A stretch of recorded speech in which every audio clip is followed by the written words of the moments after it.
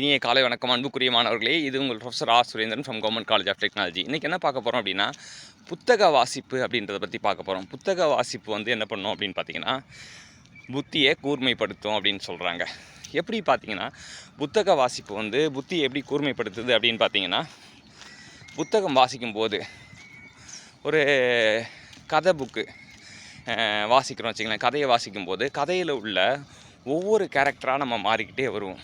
நமக்கு எந்த கேரக்டர் அப்படி இருக்கோ அந்த கேரக்டரில் நல்ல ஊன்றி அதுவாகவே வாழ நம்ம பயணப்பட்டுட்ருப்போம். அப்படி படும்போது ஒரு புத்தகம்ன்றது ஒரு நல்ல வாசிப்பு திறனால் நமக்கு நல்ல அனுபவமாக மாறும்.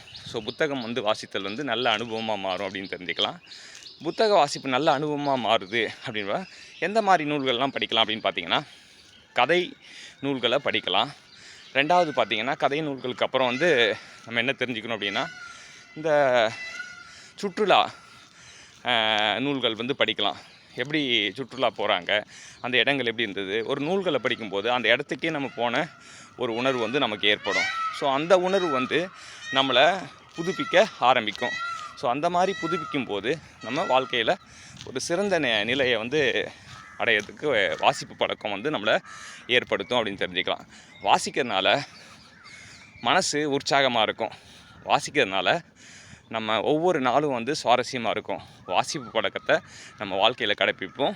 வாழ்க்கையில் ஒரு வெற்றியாளராக மாறுவோம். வாழ்த்துக்கள் சாம்பியன்ஸ்.